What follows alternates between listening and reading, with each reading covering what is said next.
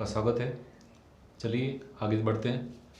हमारा जो टॉपिक चल रहा था वह था मूल अधिकार, भाग 3, संविधान का भाग 3, मूल अधिकार 12 से 35 अनुच्छेद के बीच में। ठीक है, और समानता का अधिकार को पढ़ लिया था, आर्टिकल 14 से 18। आज हमारा टॉपिक है स्वतंत्रता का अधिकार। ठीक है, स्वतंत्रता का अधिकार, और अनुच्छेद है आर्टिकल 19 to 22। ठीक है, ये टॉपिक है। और हम स्वतंत्रता के अधिकार में आर्टिकल 19 को अलग से पढ़ेंगे आज। उसके बाद हम आर्टिकल 21 को अलग से पढ़ेंगे, और 20 और 22 को हम साथ पढ़ेंगे। ठीक है, चलिए आर्टिकल 19 में आते हैं। अनुच्छेद 19।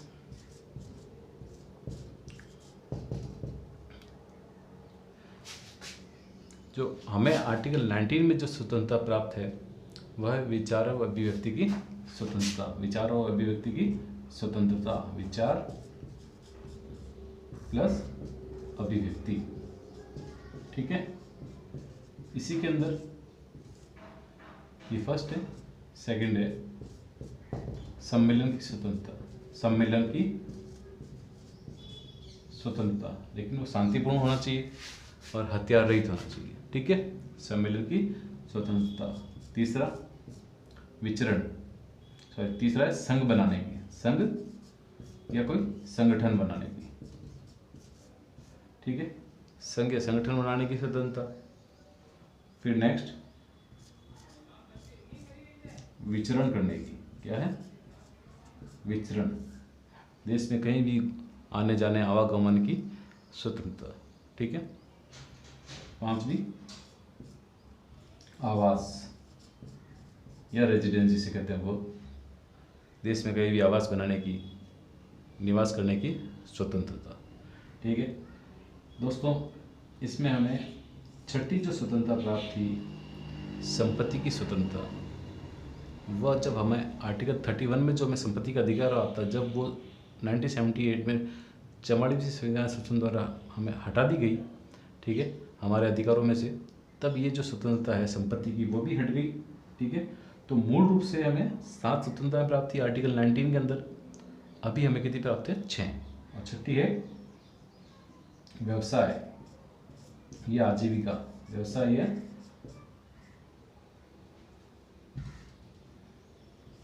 आजीविका की स्वतंत्रता। ठीक है, आइए एक बार समझते हैं। अगर ये सीक्वेंस देखें तो विचारों में व्यक्ति, मैं भी अपने विचारों को अभिव्यक्त कर रहा हूँ। ठीक है, तो पहला पॉइंट। सेकंड, आप सब लोग मुझे देख रहे हैं, तो ये क्या हो गया? सम्मेलन। और इसके बाद मुझे लगता है कि मुझे कहीं शहर में जाके कोई कोचिंग इंस्टीट्यूट खोलना चाहिए या संस्था बनाना चाहिए, तो क्या क्या हो जाएगा? संघ। क्या हो गया? संघ। और संघ बना लूँगा, अगर कोचिंग बना लूँगा, तो वहाँ मुझे जाने के लिए विचरण करना पड़ेगा, और बार बार विचरण करूँगा तो इससे अच्छा वहाँ पर एक मकान बना लिया जाए, हो गया आवास। ठीक है, और ये क्या होगी? मेरी एक आजीविका। क्या होगी? आजीविका। ठीक है, तो ये होगी 6 स्वतंत्रताएँ। ठीक है, अब हमने पढ़ा था कि हमें जो स्वतंत्रताएँ, अधिकार जो प्राप्त है, अभी तक हमने जो अधिकार पढ़े हैं उनके कोई न कोई अपवाद है। ठीक है, तो इसके कौन कौन से अपवाद है या इन पे कौन कौन से प्रतिबंध है इस हमारी जो फ्रीडम है, स्वतंत्रता है? देखिए, विचार और अभिव्यक्ति की जो हमें स्वतंत्रता प्राप्त है, इसमें देश की संप्रभुता, अखंडता, विदेशी राज्यों से संबंध के आधार पर इस पर प्रतिबंध लगाया जा सकता है, हमारे विचार और अभिव्यक्ति की स्वतंत्रता में। ठीक है, दूसरा सम्मेलन की। ठीक है, सम्मेलन पर भी देश की संप्रभुता और अखंडता, उसके सिवा लोक व्यवस्था, ठीक है, लोक व्यवस्था नहीं बिगड़े, इस आधार पर इस पर प्रतिबंध लगाया जा सकता है। फिर संघ बनाने की, देश की संप्रभुता और अखंडता, लोक व्यवस्था और नैतिकता के आधार पर इस पर प्रतिबंध लगाया जा सकता है। कहीं आप ऐसा संगठन नहीं बना ले जो नैतिकता के खिलाफ हो, ठीक है, सामाजिक नैतिकता के खिलाफ हो, इस आधार पर इस पर प्रतिबंध लगाया जा सकता है। फिर देश में कहीं भी विचरण करने की और आवास करने की जो स्वतंत्रता है, इस पे जनजातियों के हित में प्रतिबंध लगाया जा सकता है। जो क्षेत्र जनजातियों के लिए महत्वपूर्ण है, जहाँ वो रहते हैं, तो उन जनजातियों के हित में, ताकि उनकी जो जो प्राकृतिक रहने का जो तरीका है, उनकी जो प्राकृतिक स्थिति है, उसके साथ छेड़छाड़ नहीं हो, इस आधार पर प्रतिबंध लगाया जा सकता है। फिर है आजीविका। इस पर क्या प्रतिबंध हो सकते हैं? इस पर हो सकता है कि आप में वो पेशेवर योग्यता होनी चाहिए, पहली बात तो, ठीक है, ताकि आप वो व्यवसाय कर सके। फिर अगर राज्य का एकाधिकार है उस व्यवसाय पे, तो राज्य उस पर प्रतिबंध, आपकी स्वतंत्रता पे प्रतिबंध लगा सकता है। किस पे? आजीविका, ठीक है। फिर आपकी आजीविका पे नैतिकता के आधार पर प्रतिबंध लग सकता है। कहीं आप ऐसा तो तस्करी या वेश्यावृत्ति से संबंधित कोई ऐसा व्यवसाय में सम्मिलित नहीं हो या उसमें संलग्न नहीं हो, इस आधार पर प्रतिबंध लगाया जा सकता है आपकी आजीविका या व्यवसाय करने की स्वतंत्रता पे, ठीक है। तो ये हो गई हमारी 6 स्वतंत्रताएं, जो मूल रूप से 7 थी, ठीक है, और उन पे लगने वाले प्रतिबंध या अपवाद, ठीक है, ये हो गया। अब आपको ध्यान रखना है, कहीं भी कोई ऑब्जेक्टिव एग्जाम हो या मेंस में कोई रिटर्न में 15 से 20 शब्दों में हो, तो संपत्ति का अधिकार 31 में हट गया, 300 में चला गया, और इसका उल्लेख हमें यहाँ पर भी मिलता है संपत्ति की स्वतंत्रता पे, ठीक है, आर्टिकल 19 में, तो यहाँ से भी रिमूव हो गया। अगर पहले की परिस्थिति के संदर्भ में सवाल हो तो हमें चीज़ें ध्यान रखनी है, ठीक है। 31, 301 के सिवा आर्टिकल 19 को भी दिमाग में रखना है, ठीक है, इससे संबंधित कोई प्रश्न आए तो, ठीक है। आइए देखते हैं आगे क्या है। आगे विचार और अभिव्यक्ति की जो स्वतंत्रता है, उसकी सर्वोच्च न्यायालय ने क्या क्या व्याख्या की है, क्या क्या व्याख्या की, वो पढ़ेंगे। आर्टिकल 19 और 21 करंट अफेयर्स में से संबंधित बहुत प्रश्न आते हैं, सर्वोच्च न्यायालय द्वारा समय समय पर व्याख्या की जाती है, ठीक है। इससे संबंधित जो गहरे प्रश्न होते हैं या तार्किक जो चीज़ें होती है, उनकी व्याख्या की जाती है। तो ये बहुत इंपॉर्टेंट है आर्टिकल 19 और 21। तो जो हमारे विचारों और अभिव्यक्ति की जो स्वतंत्रता है, इसकी भी सर्वोच्च न्यायालय द्वारा व्याख्या की गई।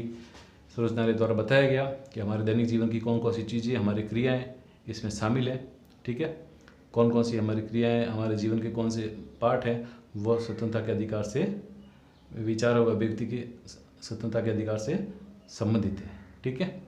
आइए देखते हैं सर्वोच्च न्यायालय द्वारा की गई इसकी व्याख्या में क्या क्या शामिल है। विचार और अभिव्यक्ति में मीडिया और प्रेस की स्वतंत्रता, ठीक है, ये हमारे विचारों और अभिव्यक्ति के अधिकार में शामिल है, ठीक है। फिर विज्ञापन की स्वतंत्रता, ये भी इसमें शामिल है, ठीक है। फिर फोन टैप नहीं होने का अधिकार, फोन टैप नहीं होने का अधिकार, ये भी इसमें शामिल है। अभी राजस्थान में ये सुर्खियों में रहा है, ठीक है। तो ये किस में आता है? आर्टिकल 19 में। हमें ध्यान रखना है प्रश्न आ जाए, ठीक है। हालिया जो विवाद हुआ है कांग्रेस और बीजेपी के बीच में राजस्थान में, ठीक है, तो वो जो है फोन टैपिंग, उसका संबंध किससे है? ये हमारे विचार अभिव्यक्ति के अधिकार का हनन होता है अगर हमारा फोन टैपिंग की जाती है, ठीक है। फिर अगला क्या है? चुप रहने का अधिकार, जबरदस्ती किसी से कुछ आप बुलवा नहीं सकते, चुप रहने का अधिकार, ठीक है। ये भी हमारे विचार और अभिव्यक्ति में शामिल है।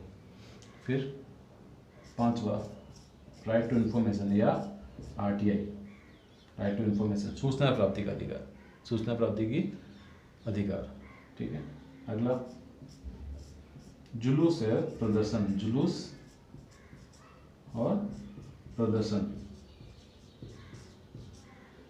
और राजनीतिक दलों के बंद आह्वान का विरोध, बंद का विरोध, राजनीतिक दलों द्वारा किए जाने वाले बंद आह्वान का विरोध, और जुलूस और प्रदर्शन, ठीक है।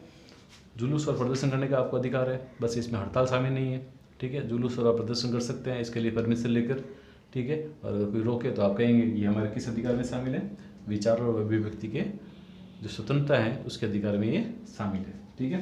फिर आप अगर राजनीतिक दलों ने किसी बंद का आह्वान किया है तो आप उससे अलग हो सकते हैं, आपकी कोई संस्थान है, कोई दुकान है, कोई भी संस्थान है, तो आप उसको खुला रख सकते हैं और उस बंद वाहन का विरोध कर सकते हैं। ये जो सारी चीज़ें हैं ये किस में शामिल है? हमारे विचारों और अभिव्यक्ति की स्वतंत्रता में, आर्टिकल 19 में। ठीक है, तो आज हमने आर्टिकल 19 को पढ़ा। आर्टिकल 19 से 22 स्वतंत्रता का अधिकार, आर्टिकल 19 पढ़ा। आर्टिकल 21 को हम इसी तरह अलग से पढ़ेंगे। आर्टिकल 20 और 22 को हम साथ पढ़ेंगे। ठीक है, ताकि इससे संबंधित जो कन्फ्यूजन वाले प्रश्न हैं उनका हम सही तरीके से जवाब दे सकें। आज के लिए इतना ही। अगर आपको वीडियो पसंद आए तो लाइक कीजिए और दूसरों को भी बताइए। धन्यवाद।